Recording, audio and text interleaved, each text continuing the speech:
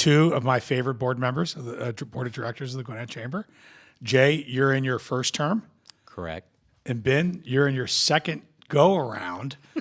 Probably 10 years combined. More than that. Yeah, more than 10 years. Yes. Right. I've known Ben for 28 years. Jay, I have not known you as long, but I'm really glad that you're both here and to celebrate this special time of the year. And we're really excited. I want to start off with just kicking right into it is tell me a little bit about yourself, introduce yourself, a word or two about yourself and then your organization. And then just let us know, the audience, what country are you from, your ancestry is from. And Ben, ladies first, start with you. Well, thank you, Nick. And my name is Bing Liu, and I'm a CEO of Simple Floors, and I come from China since 1987, and come to Ohio State, and go to school in there, and try to.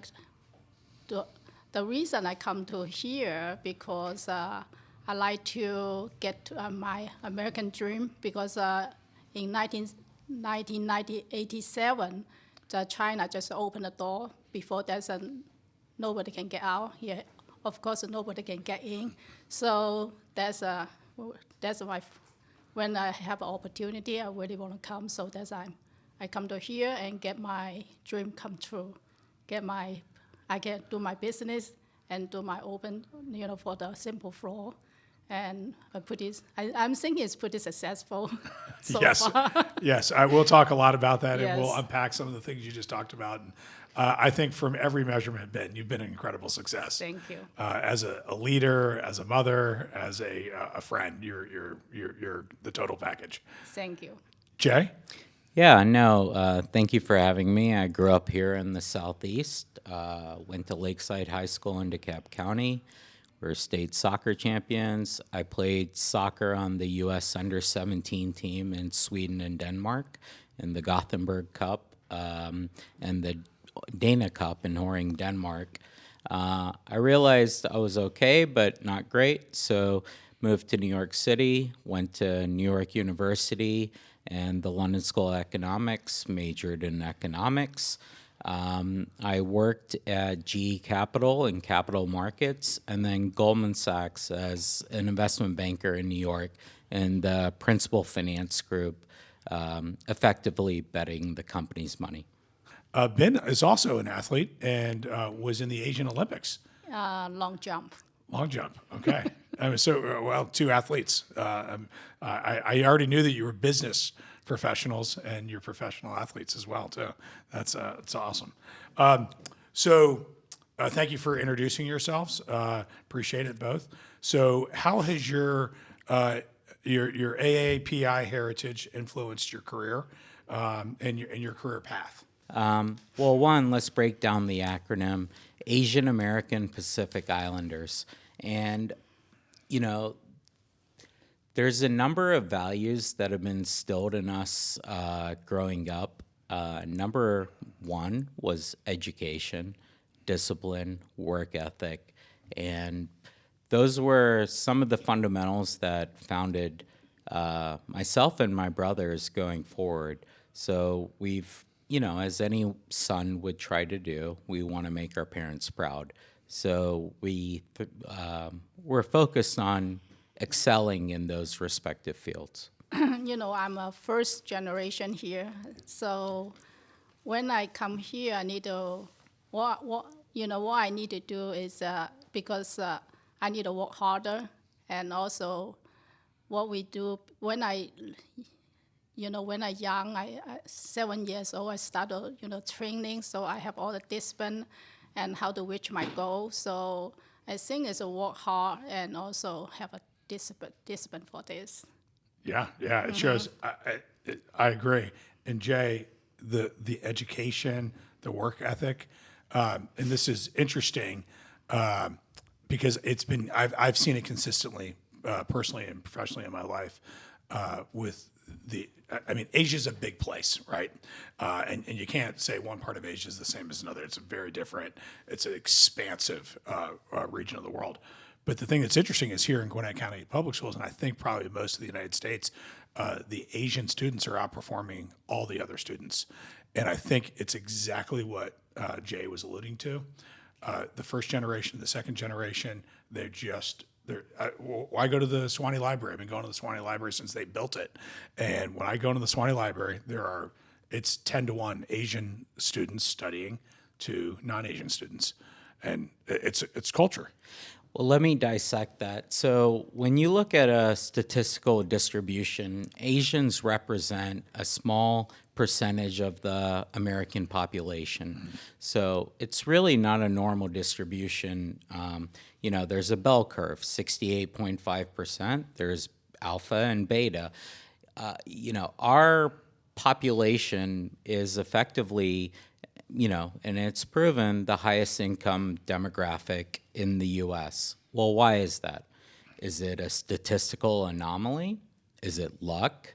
Is it something else? And personally, I'm not sure, but Ben and I are probably just happy to be there and raise our kids in this country as opposed to where we came from. And you were born here, though, right? I am. Yeah. I'm a dual citizen. I have an American passport and a British passport, but I was born in the United States. Okay. And Ben, pretty impressive stats, right? Yes.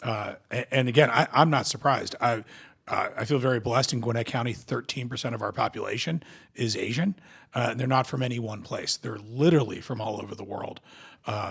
And I have seen that myself. My children's friends are employees, as I've gotten to know them, the Asian employees and how they were raised, and all of our peers that I've known on the board that are from Asia, and there's just a discipline that I've just not seen in any other culture.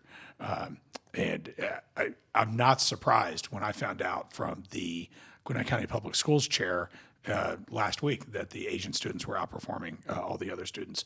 And I also was very aware that in the United States that Asians are outperforming the rest of America in regards to household income. And first of all, congratulations. And it's great. And to me, it's the American dream. And it's also, if you work hard, you can accomplish whatever you want. But you have to be disciplined, and you both you mentioned that. And it's probably why Ben and my parents came here. I'm a second generation, Ben's first generation, but the United States was and is the land of opportunity. Mm-hmm. Yes, I am agree for that. Yeah. Mm-hmm. And it's a melting pot. Correct. And, we're blessed to be in Gwinnett County, which is notably, at least at one point, perhaps currently, the most diverse county in America, which is super impressive. It is. And Ben, you and I have talked about this a lot.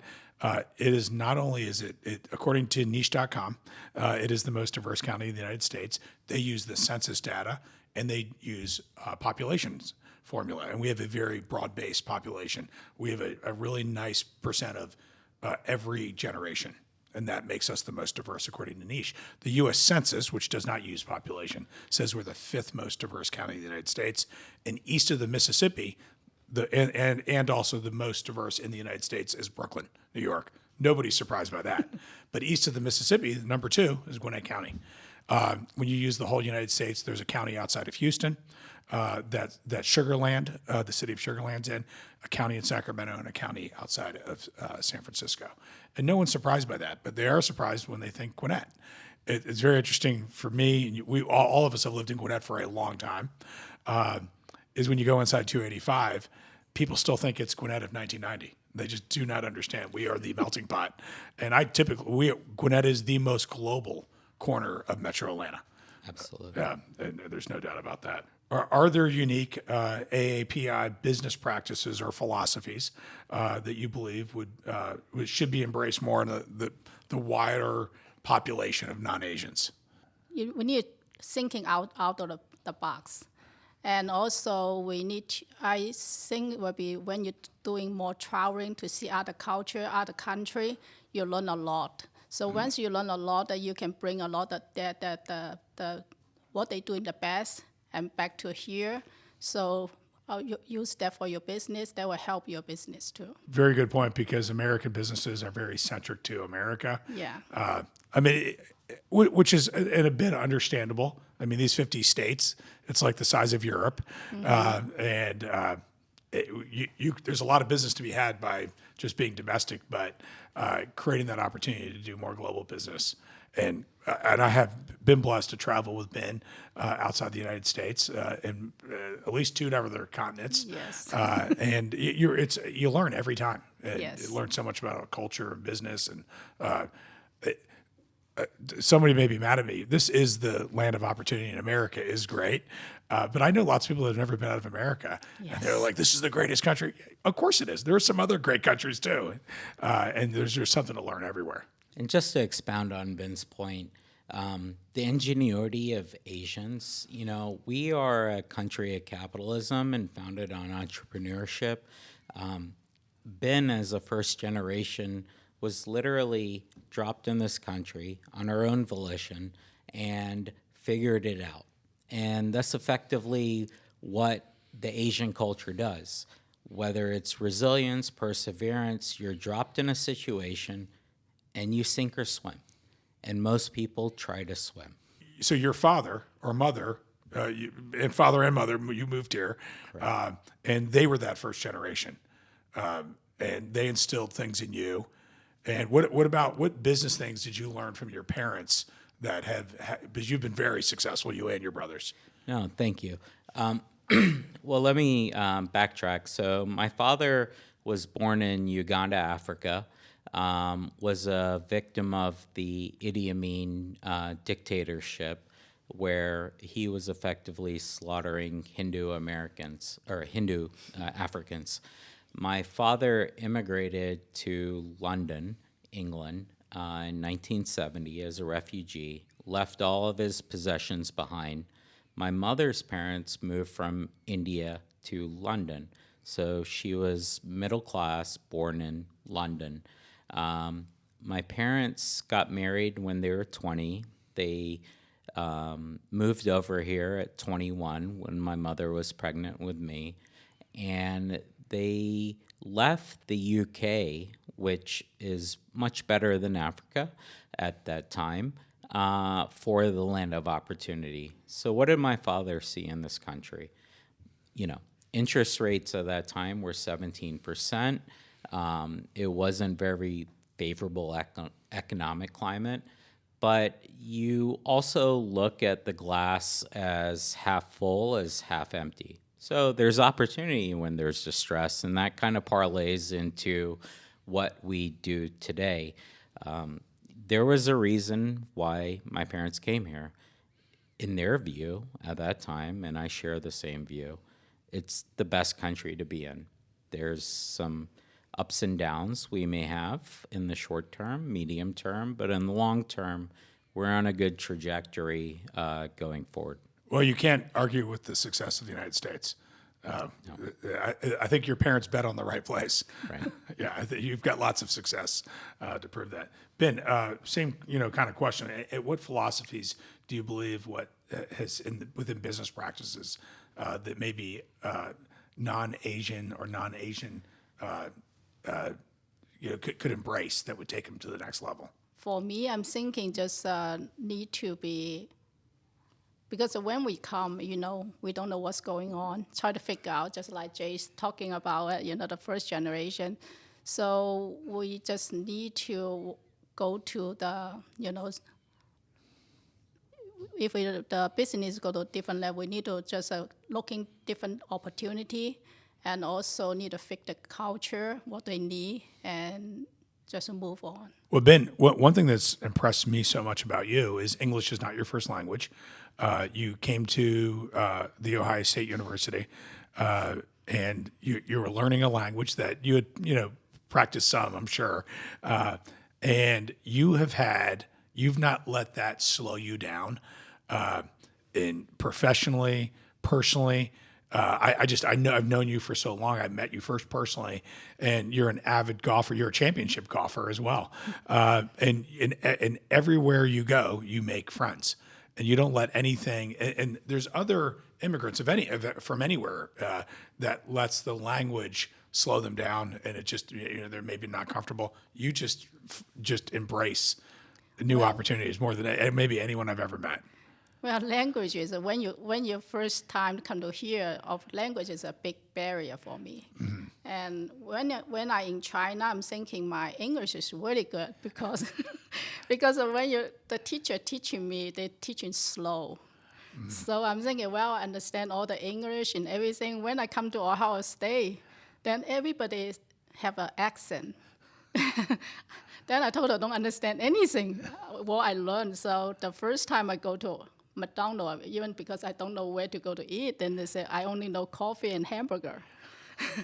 So when I come, I just need to get more friends, especially American friend, then can help my English. And every place I go, I always try to learn the local. If I don't understand, I always asking because I'm not shy to asking. I don't understand. It's even just like last week in the master when I walk, and then the people talking about the golf, Augusta National, talking about first cut and second cut. I said, what is the first cut and second cut? They say, well, the fairway is first cut, the rough is second cut. So every place I go, I always learn something, and plus in that time we're doing the wholesale, and my customer is they speak English.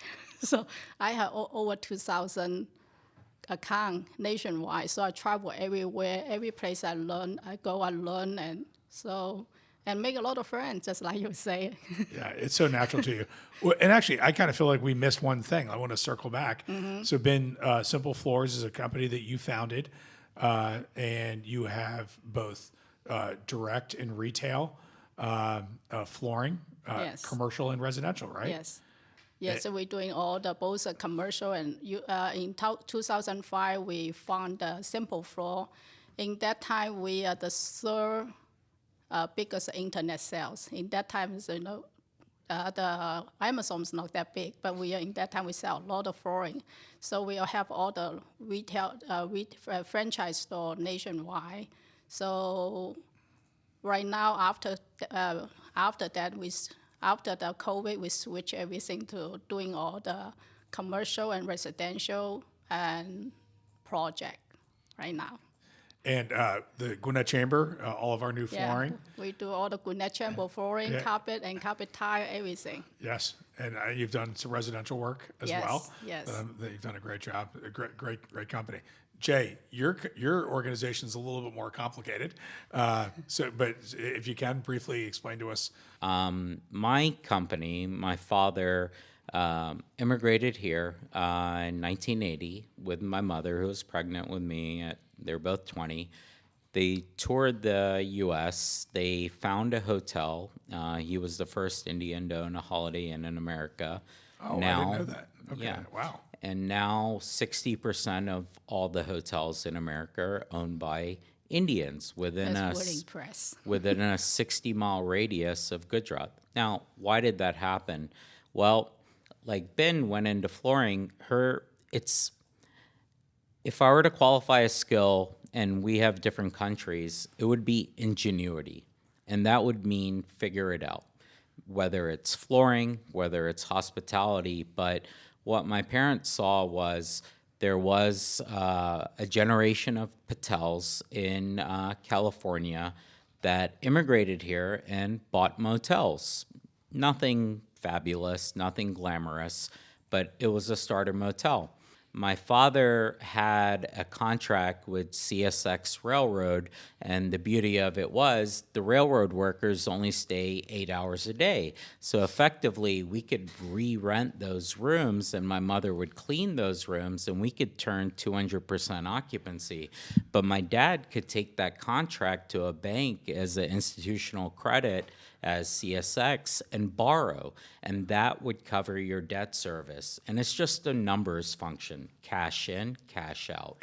And so my father followed the railroad from Pell City, Alabama, which I disclaim, we lived in a mobile home. We started from nothing. We went to Montgomery, Alabama, then Nashville, Tennessee, Chattanooga, and Atlanta by the time I was 13, which was effectively the CSX loop. My father did really well during the 96 Olympics. People would pay us, corporates would pay us 2 years in advance. So Moët Hennessy, they would give us $1 million, $2 million up front. Well, my father's Asian Ingenuity, he would take that money and use it as a down payment to go buy another hotel and get another contract. And at some point, we owned 13 hotels at the Atlanta airport. 1 out of every 3 rooms was my family's. That's incredible. I not know that. It's awesome. But I love the Ingenuity. Can you just briefly just mention what's happening across the street from the Gas South District? That's a great, exciting project. Sure. So my father is 66. He has 3 sons, and effectively this is his legacy project. So we acquired the Georgia Baptist building across the street at 6405 Sugarloaf Parkway, Duluth, right across from the chamber.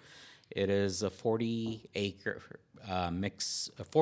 property improved with 150,000 square foot building. We are converting that building, and we've already completed demolition. In the basement, we are creating a 12,000 square foot Turkish hammam spa. We have 10,000 square feet of ballroom space, 300-seat auditorium, lobby bar, then 136 oversized guest rooms. And then on the roof is anticipated for a Japanese Peruvian restaurant, speakeasy cigar bar. We are already under contract, and it's closing imminently with a group that's building 277 apartments and 30,000 square foot of retail. We are going to develop 87 townhomes ourselves. And we, in the floodplain, where typically it's undevelopable, but part of the Asian ingenuity is how do you monetize that real estate? We are dropping shipping containers into that and creating a food truck plaza, which would be an incubator for up-and-coming chefs that can't afford a restaurant, that may have a social media following, with a pickleball, sand volleyball, entertainment, very pedestrian-friendly, to be cohesive with the Gas South Arena with a live, work, play environment. Oh, so exciting. Yes. Yeah, it's really good. And I think the Turkish spa is probably the first of its kind in Metro Atlanta. It's the first of its kind in Georgia. There is precedent of a 20,000 square foot Turkish spa in Miami, and we are utilizing those folks who have developed 600 spas. So this is not a fly-by-night concept. All of our marbles being imported from Istanbul, Turkey, and we are proceeding aggressively. And we view that just as barriers to entry, meaning a lot of, if not a majority of the spas in Georgia are in, retail centers, and we want this to be a destination where people come and then enjoy, and perhaps an enjoy event at the Gas South Arena. And there's a thing in the hotel industry called staycation, where you'll go for work for a conference, but you may come a day early, you may go a day late. But we want to attract that crowd and keep the money circulating in Gwinnett County. Great. My wife and I are empty nesters, so almost every business trip I'm tagging on early, staying a day after. So great idea. So I want to give you a preliminary. This is what the next question is going to be, but then we're going to do a commercial break. So the next question, so you can start thinking about it, is what are some challenges that you faced early in your career, and how did you overcome them? And so right now we're going to take a little break and hear from our great partners at Gwinnett Magazine. Hey guys, I'm David Greer, and I'm the publisher of The Guide to Gwinnett, and we are so excited this year to be working with the Chamber to produce what we think is going to be the biggest, best, most comprehensive guide to Gwinnett ever. Going to be a lot of pages in there that tout the Chamber's services, and basically just a pro-business cheer for all you guys out there working day to day, making Gwinnett what it is. So I invite all of you to step up and advertise. We've got some special deals for Chamber members, exclusive deals, special discounts. Call on us if we can help you. Look forward to having you in this year's Guide to Gwinnett. Ben would love to hear your thoughts on some of additional challenges? I know you've shared some already, but any additional challenges in your career, and how did you overcome them? Okay, right now, for the challenge for us is the tariff, because most of our product is import, so we try to how to. I know I understand what Trump want to do, because most of it's a negotiation. So if everything go what he say, then we are okay. But in the short term, we might face some challenge. Of course, when you do a business, a different period of time, they have a different challenge. So we always try to find our own way to get over this. Right. Well, we're by no means a political podcast. You can check out Joe Rogan and the others. But I would say this. The one thing that if I've learned anything in my 30 years of business is business likes consistency. And I don't know that by the time this podcast airs, the tariff might change 4 more times. But the reality is what we really ultimately want for Gwinnett Chamber members, Gwinnett businesses, and Businesses America is some sort of consistency, whatever it might be. Because I will tell you what I have found in my 30 years of career is that businesses will adjust and they will find the win. They just need a set of rules to play by and consistency. But I hope that everything works out for Gwinnett businesses. Jay, early in your career, obstacles, anything, lessons learned? The one difficulty I had in New York City, I graduated a year early in 2002, right after 9/11, and I saw 9/11 happen. And it was tough to get a job on Wall Street. So I tried my hardest. I applied everywhere. And, I had 5 rounds of 25 interviews, and I finally got into Goldman Sachs. It was really difficult, but I have no challenges that even equate to what Ben went through. And Jay, as a follow-up, having to go through 5 rounds of 5, that was timing. You graduated it was a timing issue, right? It was flux in the market, 9/11, corporate spending, recession, almost like the 2008 great financial crisis. And, that's kind of where we're at now. To Ben's point and to your point, everyone likes stability. No one likes volatility. So if we have a clear runway, whether it's short-term, medium-term, tariffs I view as an economics major as a short-term dislocation, but it's a lot of posturing to renegotiate, because otherwise you keep the status quo and you keep going down the path. So if you really want change, embrace change. It may be painful in the short term, and I'm being ambivalent, neutral on the political party, but something has to give eventually. Mm-hmm. Well, you did a good job skirting all of that, so good advice. I also have one thing for my early career, because I'm a woman. I'm in a foreign business. So most, most foreign retail store distributed owned by men. So for me, as a woman, getting into this industry is not that easy, but just need to find a way and learn more the knowledge about foreign everything. Usually I'm in the seal business. I don't know anything about foreign. So, but when I learn it and try to make all the friends and everything, and make sure that they trust me, and so that's how I overcome this whole thing. Take for a while, Yeah, and I took that for granted. I was not focused on there's something else unique about you. Yeah. It's a male-dominated industry, and you've been incredibly successful. What advice do you have? Ben, we'll start with you on young professionals. And they want to make their mark in the world, and maybe you can think of your own children, but what's some advice for the future generations? I always, for the young professional, I always want to, even for now, I always tell the people, come to join the chamber, like a Gwinnett chamber. They have over 2,000 members. That means there's a 2,000 over 2,000 company. That means that you can be more than 2,000 people in there. Then you can learn a lot of, business expert in there, and also they are very successful. So they can learn a lot from the, the network and connection. So I always recommend them to go to, doing different networking, and also they need to go to, involve more communities to help the community. That is very important. When you learn, when you help, you learn more. So then will be help your future successful too. Yeah, that's a great advice, Ben, about the paying it forward Yes. to help. That's the advice I try to give to any new member of the chamber. They're trying to network, they're new. And I always say, ask, what does someone else do? Ask how you can help them.